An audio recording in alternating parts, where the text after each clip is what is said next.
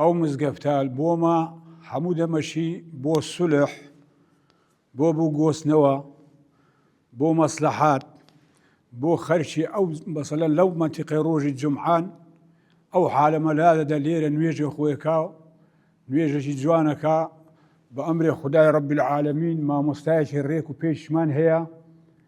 ئەو عالەمە نوێژی خۆ دەکا و بە ڕێک و پێچی دەستەوە خوددا خێری ئەو کەسیش بنووسی کە ئەو مزگەفتەی کردێ بۆ ئەو گوندەی.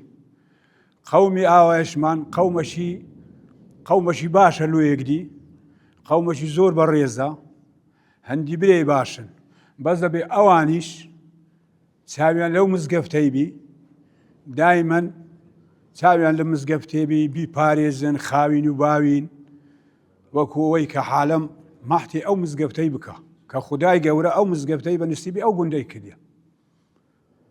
لە پاشی هەنجیش دەبینی بوو گۆستنەوەیە حالەمەکە هەمووی مەجبوری مزگەفتیە. سولحە هەردەی بێ لە مزگەفتی دانیش، دوو برادەر لێک حێجز بن، دوو سێ کەس خڕە بنەوە ڕدێنسپیەکانی گوندی پێشیان دەینەوە خوددا خێریان بنووسی.